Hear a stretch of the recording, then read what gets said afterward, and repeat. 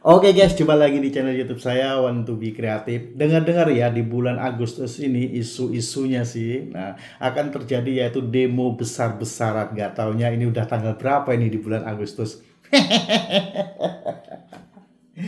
Dan kita bisa dengar ya dari pernyataan si ini ya, si Chaplin ya.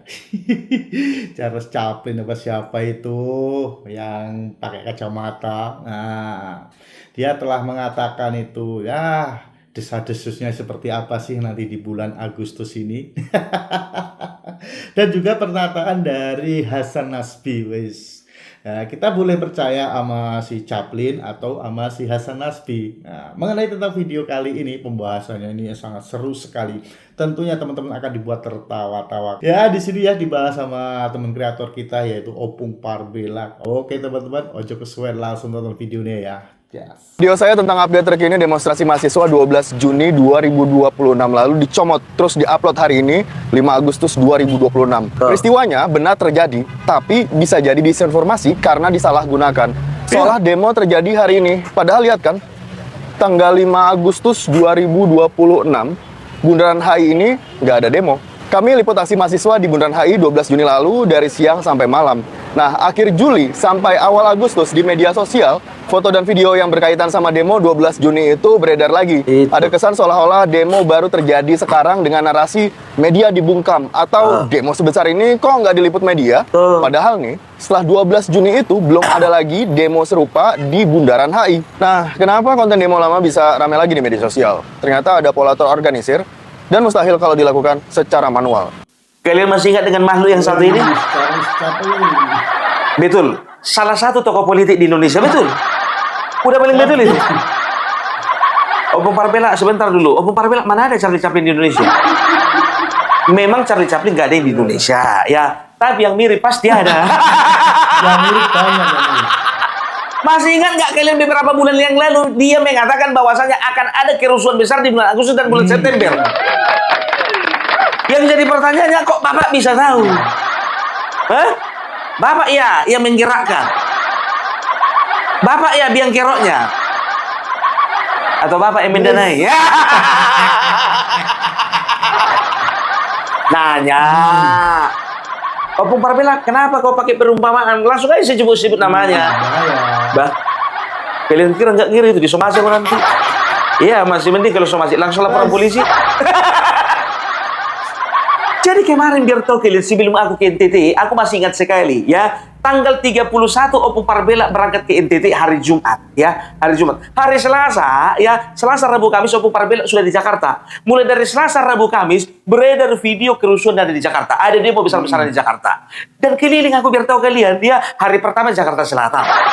Hari kedua, hari Rabu besoknya itu Jakarta Utara. Besoknya lagi hari Kamis Jakarta Pusat.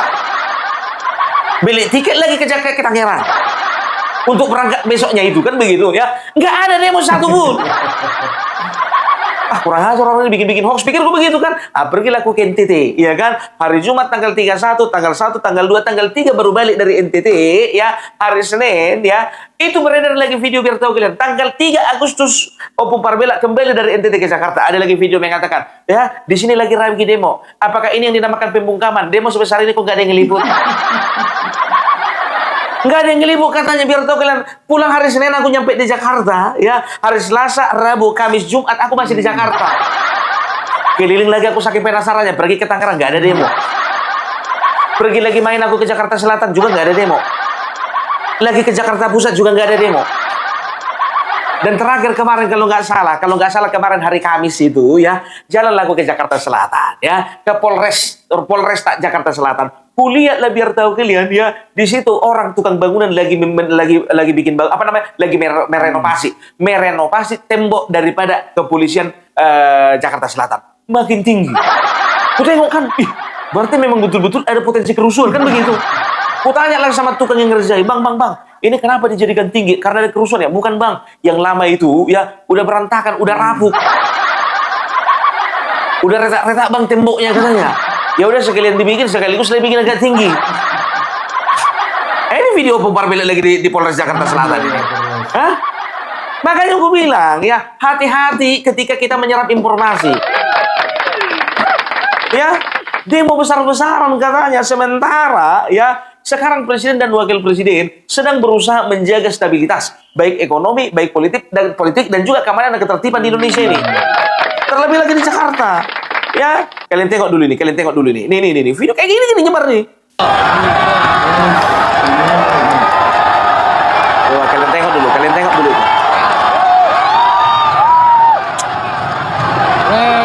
Mampus kita mentok. Mentok ini kan. Udah jelas video lama itu. Coba komentar dulu kalian teman-temanku saudara opung parabel yang tinggal di Jakarta.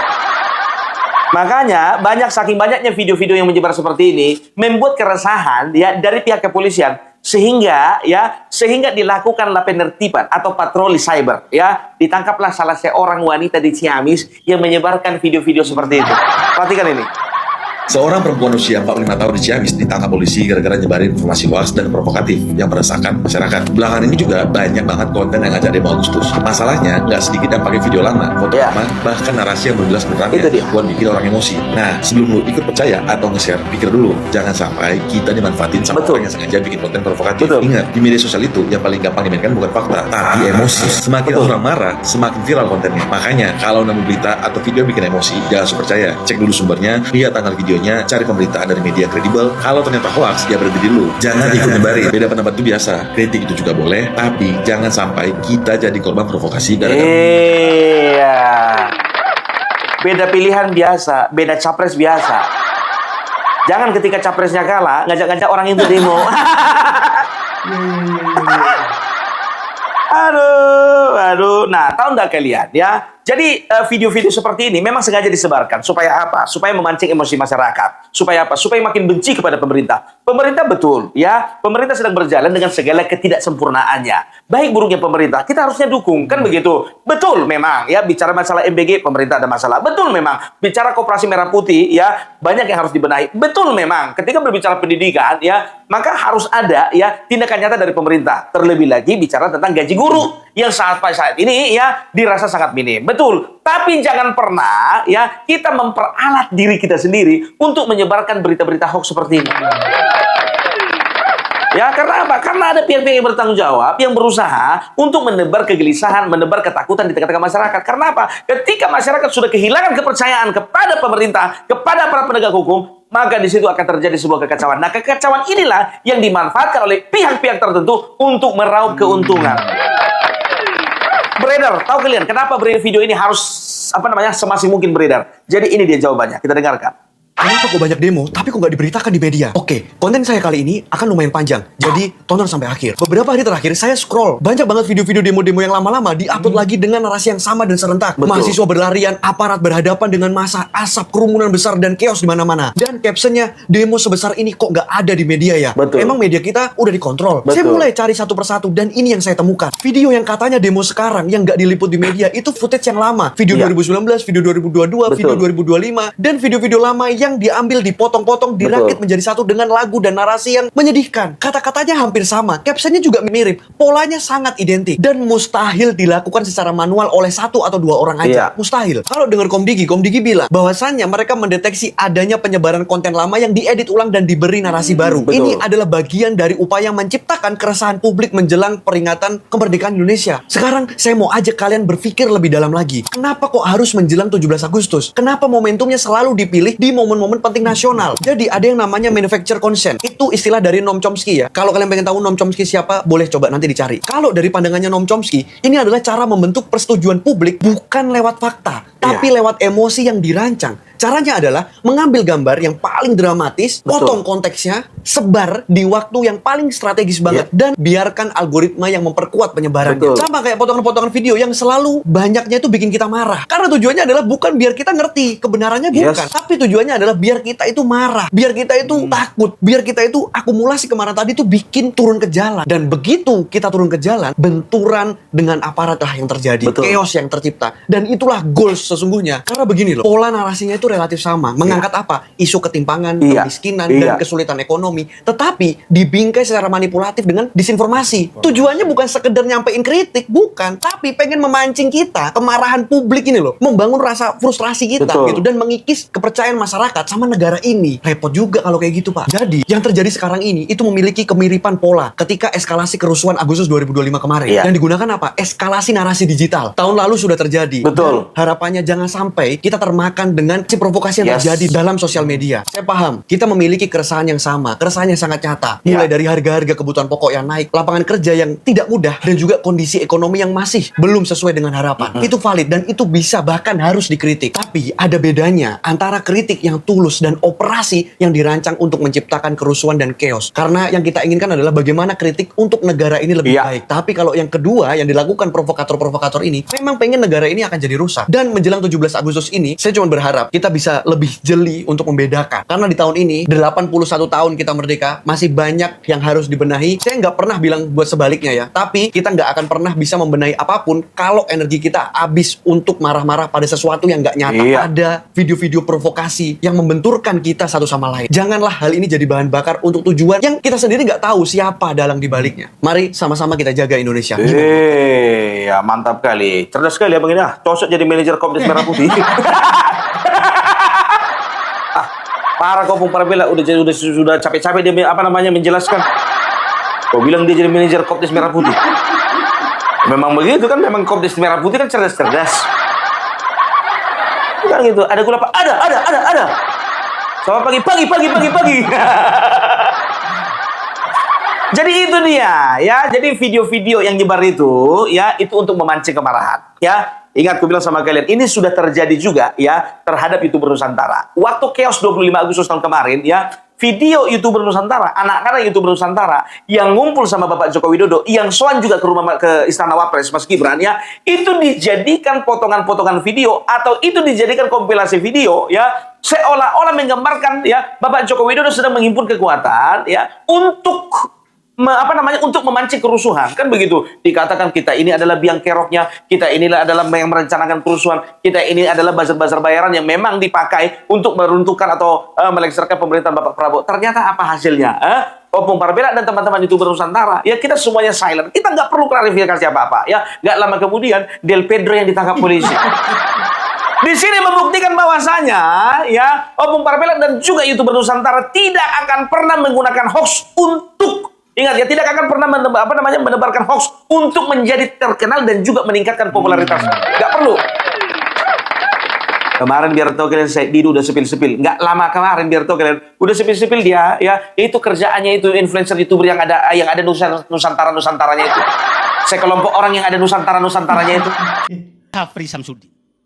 Saya ditanya orang, menurut saya puluhan tahun sama dia, saya ketawa saja karena saya tahu betul karakter Safri Samsudin.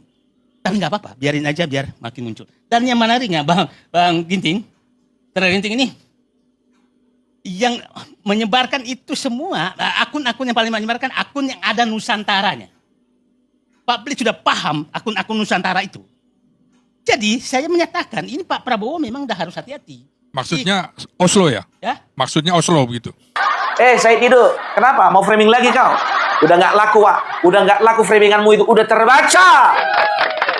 Aku tidak lagi nuduh. Karena memang ada satu video. Masih kami simpan videonya. Kau sepil yang ada Nusantara-Nusantaranya. Yang mana? Cebokan Nusantara. Kami bukan Cebokan Nusantara. Kami YouTuber Nusantara. Ya mungkin dia mungkin arahannya ke Cebokan Nusantara kali ya. Bukan ke YouTuber Nusantara kali ya. Oh, beda. Nah, kalau berbicara tentang, ya, kejujuran dalam berinformasi, ya, kita akan dengarkan apa yang disampaikan oleh Bang Hasan Nazmi. Ya, aku tidak menganggapnya sebagai perwakilan dari pemerintah, tidak, ya. Tapi aku menganggapnya setiap ide, gagasan, dan kata-kata yang keluar itu buah dari pemikiran beliau sendiri. Kita dengarkan. Dalam beberapa hari terakhir, terutama sejak awal Agustus, mungkin sering mampir di halaman media sosial kita. Reproduksi video-video demonstrasi yang entah kapan, mungkin tahun lalu, mungkin beberapa tahun lalu, kemudian diproduksi dan diposting hari ini dengan caption seolah-olah demonstrasi itu terjadi hari ini. Kira-kira captionnya, mana media-media? Kok nggak pernah memberitakan demo sebesar ini? Oh, media-media sudah dibungkam oleh penguasa, sehingga tidak muncul berita demo seperti ini. Hanya media luar negeri yang bisa yang mau memberitakan demo sebesar ini. Dan itu diposting oleh banyak sekali akun. Nggak cuma 1-2 akun, tapi banyak sekali akun untuk memunculkan fear mongering, untuk memunculkan ketakutan supaya suasananya terbawa. Dan orang-orang yang tidak tahu, ya, orang-orang yang tidak tahu mudah sekali terprovokasi untuk ada demonstrasi sebesar ini.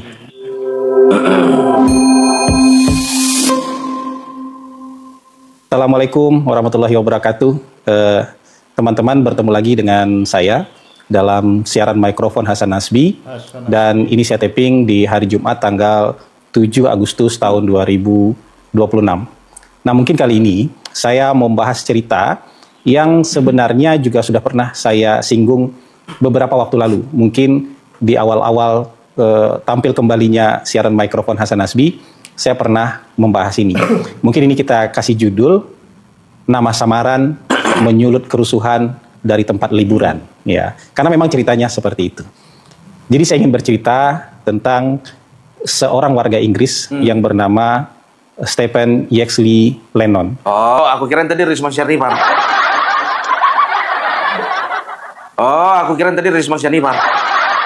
Mana tahu Risma Syarifan bukan cuma kayak Yamaguchi Jepang.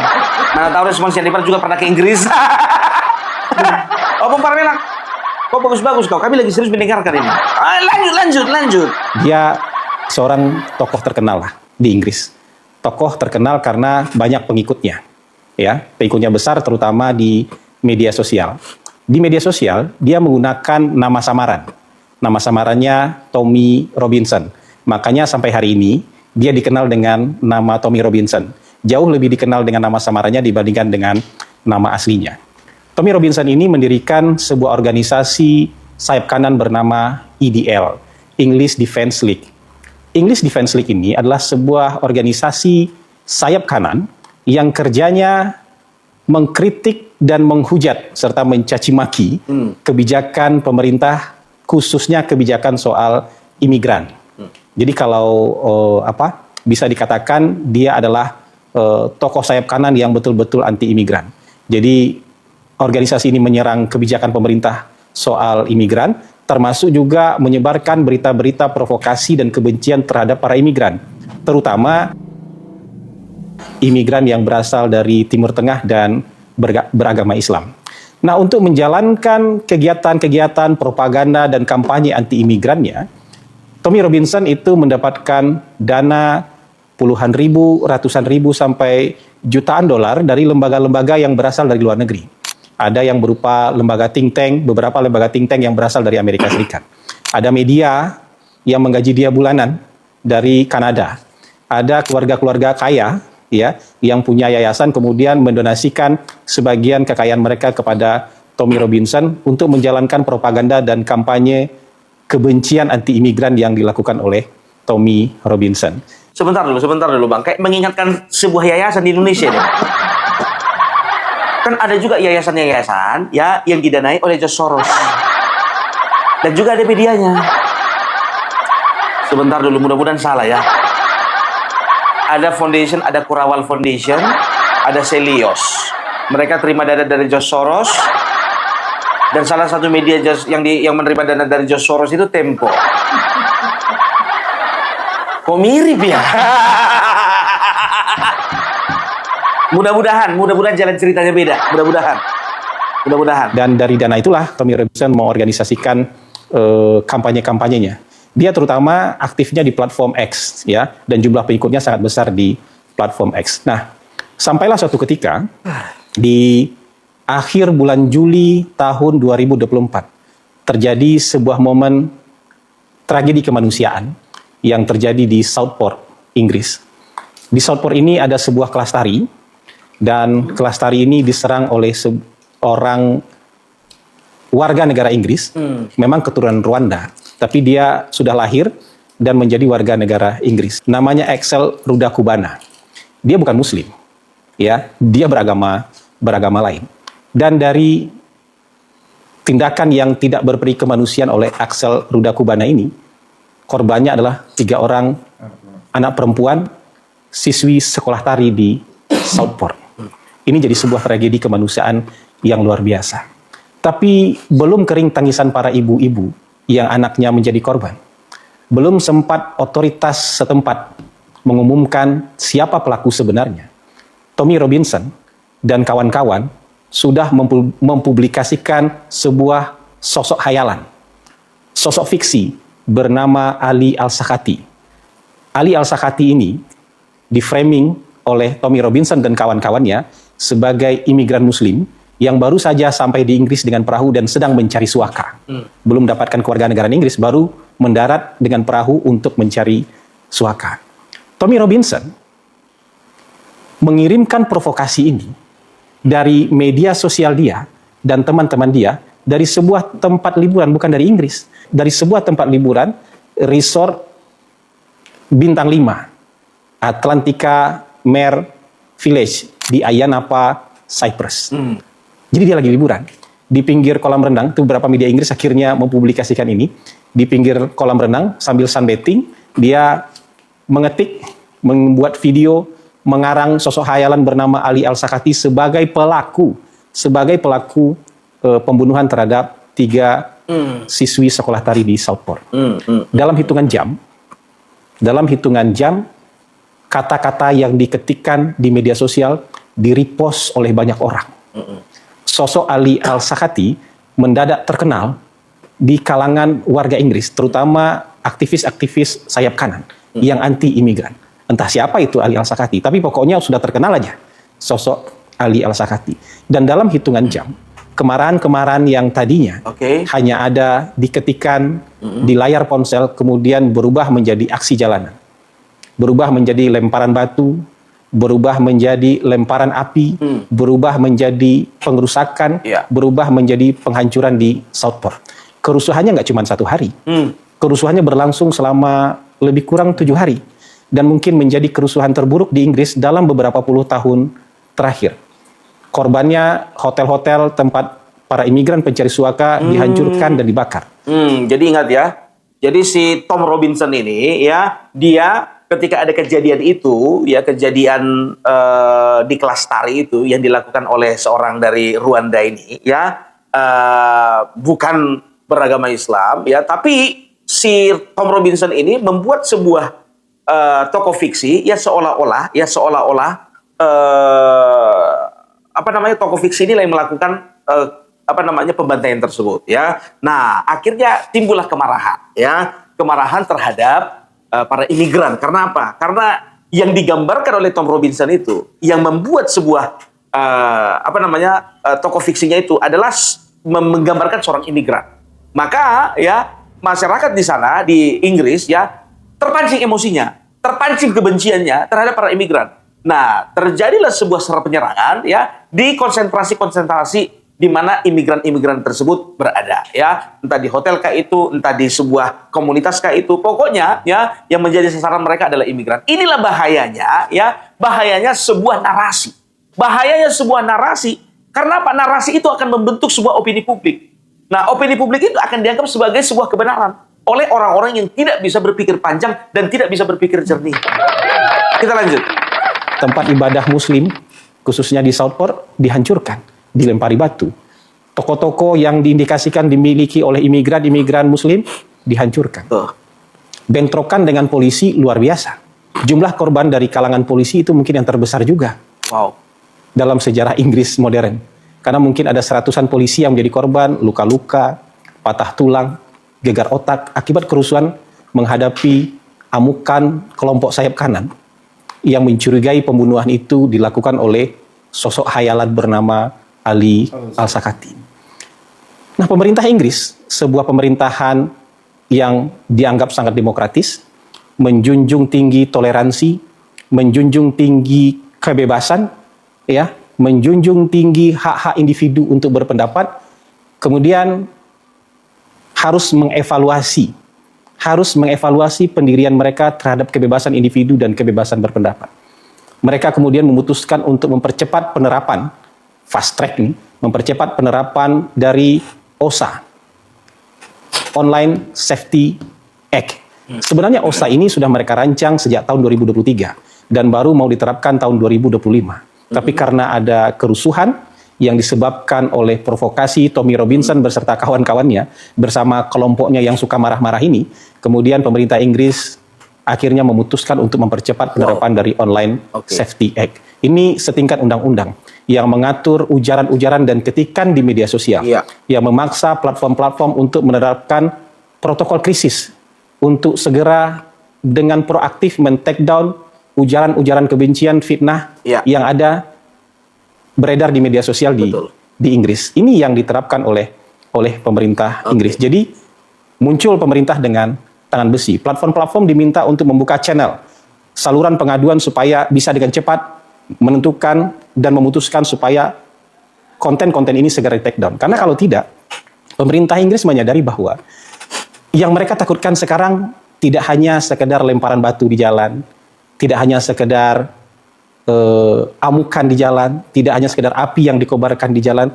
tapi sekarang mereka lebih takut kepada ketikan jari di media sosial. Nah, ya, itu dia. Jadi pemerintah Inggris ya harusnya tahun 2025 ya itu mengeluarkan sebuah undang-undang yang membatasi media-media sosial ya terhadap propaganda negatif, penyerangan terhadap pemerintah, setelah itu narasi-narasi buruk, narasi-narasi negatif ya yang bisa memancing kerusuhan ya. Jadi tadinya 2025 akhirnya dipercepat ya, dan juga pemerintah memaksa setiap platform untuk membuka channelnya supaya apa? Supaya pemerintah bisa melacak mana akun-akun yang memang betul-betul ya menjadi biang daripada kerusuhan ya, dan semua konten-kontennya dihapus. Yang seperti ini memang harus dibungkam. Jadi bukan berbicara tentang pembungkaman kebebasan berpendapat, tidak. Hal-hal seperti inilah yang harus dibungkam. Apa itu? Yang memancing kerusuhan, memancing emosi, ya. Setelah itu menebarkan fitnah, ujaran kebencian. Hal-hal seperti ini yang harus dibungkam. Harus dibungkam. Itu pemerintah kita itu lemahnya di situ, gitu loh. Harusnya ada, ya, menyatakan Bapak Joko Widodo ijazahnya palsu. Itu juga ujaran sebetulnya itu fitnah. Ya, mengatakan bahwasanya Bapak Prabowo ya ada berbuat sesuatu yang enggak dengan TNI, itu fitnah, ya. Begitu juga dengan hal-hal bicara tentang kerusuhan-kerusuhan yang sebetulnya video-videonya itu adalah video lama. Itu adalah sumber daripada DFK. Gitu loh. Jadi pemerintah di sini sebetulnya harus tegas, harus ada undang-undangnya. Sama seperti yang diterapkan oleh pemerintah Inggris. Karena apa? Yang ditakutkan Inggris bukan lagi lemparan batu, bukan lagi bakar-bakar ban, bukan lagi bentrok fisik, ya. Tapi yang mereka takutkan itu adalah ketikan jari. Itu yang harus disadari oleh pemerintah di bangsa ini. Gitu loh, lanjut. Terhadap postingan di media sosial, karena itu bisa menyulut kerusuhan yang sangat besar. Betul. Negara yang menjunjung tinggi demokrasi, negara yang menjunjung tinggi kebebasan berpendapat, akhirnya sadar bahwa kalau kita biarkan sebebas ini, negaranya negara yang luar biasa, negara maju, negara yang sangat terdidik, negara yang literasi warga negaranya bisa dibilang sangat tinggi, akan tenggelam dalam kehancuran. Akibat apa? Akibat kebebasan di media sosial. Akibat ujaran-ujaran kebencian. Betul. Tidak ada filternya di media sosial. Pemerintah Inggris akhirnya menerapkan hukuman yang sangat keras. Dari kerusuhan Southport itu mungkin ada 1.800-an orang yang ditangkap, diproses. Sebagian karena mengamuk di jalan, karena melakukan penghancuran di jalan, sebagian lagi hanya karena mengetikkan kebencian, provokasi dan hasutan di media sosial. Bahkan ada beberapa di antaranya mungkin istri politikus, tokoh-tokoh terkenal, influencer terkenal yang ikut mengetikkan dan memposting atau merepost ujaran kebencian. Iya, betul. Ya, merepost hasutan untuk melakukan pembakaran. Iya. Hasutan untuk melakukan kekerasan di jalan juga ikut ditangkap dan diproses. Nah, itu dia, ya. Jadi kalian harus bisa membedakan mana influencer-influencer seperti Opung Parbelak dan juga mana influencer-influencer seperti aku nggak usah sebutkan namanya lah. Kalian udah bisa nilai sendiri mana influencer-influencer yang selalu memberitakan berita bohong. Ada itu influencer, biar tahu kalian, ya, tampilannya agamis. Tapi fitnah sana, fitnah sini. Opung Parbelak pun juga pernah difitnah. Katanya Opung Parbelak nggak punya agama. Lapet. Ada itu, biar tahu kalian, nggak perlu kusebutkan di sini. Pokoknya kalian bisa membedakan. Nah, sebetulnya hal-hal seperti inilah yang harus dilakukan oleh pemerintah Indonesia. Nah, kita pun juga, Opung Parbelak dan juga teman-teman YouTuber Nusantara dan juga teman-teman yang di luar YouTuber Nusantara, ya, kalau ada di antara kami, ya, memberitakan hal-hal positif, memuji apa yang dilakukan pemerintah, mengkritik dengan cara kritik yang membangun, kritik-kritik yang konstruktif, ya, ini adalah bagian yang terpenting dari seorang influencer. Hati-hati dengan influencer bajingan. Yang mana pemerintah? Pokoknya yang ada di sebelah sana lah. Pendukung capres gagal. Yang ngomongnya jokodok lah. Yang ngomongnya apalah, pokoknya sembarangan lah. Pokoknya ya itulah. Ya, tapi itulah. Kebebasan di Indonesia ini udah kebablasan kan gitu. Tidak hanya terhadap orang yang memberikan ujaran kebencian, tapi pemerintah Inggris dengan OSA itu juga menerapkan hukuman yang cukup keras atau bahkan bisa dibilang sangat keras terhadap platform yang tidak mau kerjasama. Iya. Terhadap platform media sosial yang tidak mau bekerja sama. Dendanya bisa mencapai 18 juta pound sterling atau mungkin sekitar 500 miliar atau 10% dari total pendapatan mereka dari negara itu. Jadi hukumannya cukup keras nih.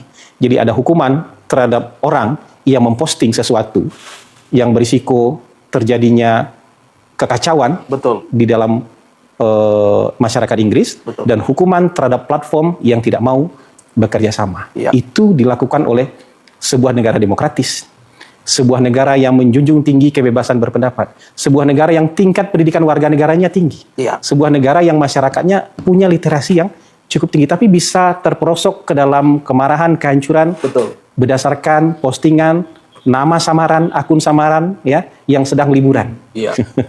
Ini kejadian nyata. Nah, mungkin kita bisa menarik pelajaran dari kejadian yang terjadi di Inggris 2 tahun lalu, supaya nggak berulang terjadi di mana-mana. Karena ini sangat mungkin terjadi di berbagai belahan dunia, termasuk di negara kita. Coba kita merenung dengan jujur. Dalam beberapa hari terakhir, terutama sejak awal Agustus, mungkin sering mampir di halaman media sosial kita. Reproduksi video-video demonstrasi yang entah kapan, mungkin tahun lalu, mungkin beberapa tahun lalu, kemudian diproduksi dan diposting hari ini dengan caption, seolah-olah demonstrasi itu terjadi hari ini. Kira-kira captionnya, mana media-media? Kok nggak pernah memberitakan demo sebesar ini? Oh, media-media sudah dibungkam oleh penguasa, sehingga tidak muncul berita demo seperti ini. Hanya media luar negeri yang bisa, yang mau memberitakan demo sebesar ini. Dan itu diposting oleh banyak sekali akun. Nggak cuma 1-2 akun, tapi banyak sekali akun untuk memunculkan fear mongering, untuk memunculkan ketakutan, supaya suasana terbawa. Dan orang-orang yang tidak tahu, ya, orang-orang yang tidak tahu, mudah sekali terprovokasi untuk, oh, ada demonstrasi sebesar ini. Padahal tidak ada kejadian apa-apa. Atau bahkan marak juga, makin kesini makin marak pelintiran-pelintiran terhadap atau potongan-potongan terhadap statement pejabat publik. Yang terakhir menjadi korban itu Menko Pangan Zulkifli Hasan. Tiba-tiba ada potongan video dia dengan sangat pendek. Ya, kalau menanam padi tidak menguntungkan, ya tanam sawit aja. Dipotong segitu aja sehingga menimbulkan kemarahan orang yang membaca dan menonton video itu. Padahal sesungguhnya Menko Pangan sedang menjelaskan kejadian di tahun-tahun yang lalu yang menyebabkan kita tidak kunjung bisa berhasil mencapai ketahanan pangan. Kenapa? Karena harga komoditas pertanian terutama padi tidak menguntungkan buat petani. Sehingga petani merasa ya tidak prospektif untuk terus menanam padi. Ya kalau nggak nanam padi ya akhirnya nanam yang lain aja.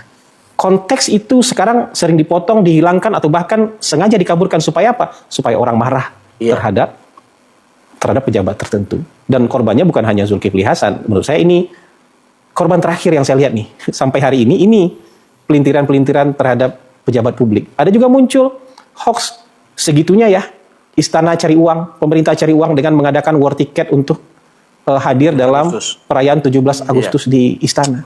Padahal war ticket yang dimaksud itu semua gratis, cepat-cepatan aja buat dapat tiket agar bisa hadir dalam perayaan 17 Agustus di istana karena tempatnya terbatas. Tapi dengan tega, saya yakin itu juga dengan sengaja memframing kemarahan.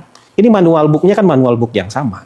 Manual book memanfaatkan ketidaktahuan masyarakat. Manual book untuk memanipulasi emosi masyarakat. Dan manual book untuk merusak rasa percaya masyarakat terhadap institusi pemerintahan. Ini manual book yang sama yang dilakukan oleh Tommy Robinson. Dan kita harus waspada. Masyarakat, pemerintah, seluruh warga negara harus waspada dengan upaya provokasi, propaganda yang hari ini memang tampak sangat bebas beredar di media sosial kita. Nyaris tanpa saringan, dan ini kita harus punya kesadaran baru nih. Dan kita harus segera mendorong nih. Jangan sampai juga kemudian kita membiarkan keadaan yang katanya dalam tanda kutip bebas, tapi kemudian menuju kondisi chaotic digital. Digital chaotic, kondisi chaos digital yang mungkin saja nanti bisa bertransformasi menjadi ketidakteraturan dan ketidaktertiban di dunia nyata. Nah, ini yang harus kita renungkan. Di Inggris, OSA ini juga menimbulkan pro kontra. Tetap saja ada aktivis-aktivis yang menyatakan diri sebagai aktivis demokrasi, pro demokrasi yang menolak penerapan OSA ini. Atas dasar ini pembungkaman terhadap kebebasan berekspresi, dan dia nggak sadar dan nggak mau tahu bahwa negara dia bisa terperosok ke dalam kehancuran gara-gara sesuatu yang mereka bilang sebagai sebuah kebebasan. Semoga kita semua bisa belajar dari kejadian yang pernah terjadi di negara maju. Sayangnya Bang, ya presiden kita dan juga pemerintah kita itu terlalu baik dengan orang-orang seperti ini. Betul. Terlalu baik. Ya, jadi kita serba salah gitu. Kita udah berusaha ya untuk membuat kontra narasi terhadap hoax-hoax yang berkembang, terhadap DFK yang berkembang di tengah-tengah masyarakat. Ya, kita tuh udah berdarah-darah ya. Tapi dari pemerintah sendiri coba bayangkan yang kemarin katanya Adi Mulyono, Ali Jokowi, sampai sekarang aja masih ada yang percaya bahwasanya Bapak Joko Widodo adalah presiden Indonesia terkorup versi OCCRP. Coba bayangkan kalian ya, versi OCCRP. Sedangkan OCCRP sendiri sudah mengclear bahwasanya Bapak Joko Widodo ya itu bersih namanya. Tapi ya itulah dia narasi negatif tadi ya. Makanya di sini sekarang ya bukan tergantung kita lagi. Yang penting kalau Permila dengan YouTuber Nusantara, kita tetap komit ya untuk mencegah DFK bisa semakin merajalela kan begitu. Sekarang yang kita minta itu ketegasan daripada pemerintah. Ketegasan daripada pemerintah gitu. Sedangkan orang yang bikin hoax kemarin diundang kok ke istana. Ada itu yang bikin hoax malah diundang ke istana. Yang mana Bu? Ada nih. Aduh. Nah, ini ku kasih tahu sama kalian ya. Ada satu orang ya. Ini kemarin dia sewaktu kerusuhan ada di Jakarta ya. Dan setelah video itu beredar, dia juga ada di Jakarta. Kalau Bung Parmela kan kemarin-kemarin kan gak ada di Jakarta ya kan. Kita dengarkan. Video saya tentang update terkini demonstrasi mahasiswa 12 Juni 2026 lalu dicomot terus diupload hari ini 5 Agustus 2026. Peristiwanya benar terjadi, tapi bisa jadi disinformasi karena disalahgunakan. Seolah demo terjadi hari ini. Padahal lihat kan, tanggal 5 Agustus 2026, Bundaran HI ini nggak ada demo. Kami liput aksi mahasiswa di Bundaran HI 12 Juni lalu dari siang sampai malam. Nah, akhir Juli sampai awal Agustus di media sosial, foto dan video yang berkaitan sama demo 12 Juni itu beredar lagi. Ada kesan seolah-olah demo baru terjadi sekarang dengan narasi media dibungkam. Atau demo sebesar ini kok nggak diliput media? Padahal nih, setelah 12 Juni itu belum ada lagi demo serupa di Bundaran HI. Nah, kenapa konten demo lama bisa ramai lagi di media sosial? Ternyata ada pola terorganisir dan mustahil kalau dilakukan secara manual. Itu dia, oke? Jadi kita harus waspada ya dengan hal-hal seperti ini. Karena apa? Ada yang berusaha untuk merusak dan mengacaukan keadaan bangsa ini. Karena apa? Ketika keadaan di Indonesia kacau, maka yang akan banyak investor-investor dari luar negeri itu akan lari, membawa uangnya ke luar negeri. Nah, dari situlah ya itulah akan menyebabkan bahwasanya ya kalau tidak ada investasi, maka tidak ada uang yang beredar di Indonesia. Akan hidup miskin. Nah, ketika kita sudah miskin, semiskin-miskinnya, maka di situ akan ada penjajahan di bidang ekonomi. Itu dia. Dan ketika kita ya betul-betul memang mengalami keterpurukan, yang disalahkan siapa? Yang disalahkan pasti pemerintah. Ujung-ujungnya yang bentrok siapa? Yang bentrok itu antara masyarakat dengan pemerintah. Oke? Jadi itu dulu dari Bung Parmela. Ya kita akan lihat, kita akan pantau terus dan kita akan beritakan ya berita-berita yang menjadi kontra narasi terhadap hoax dan juga disinformasi, ujaran kebencian dan juga fitnah. Oke? Itu dari Bung Parmela. Selamat NKRI harga mati.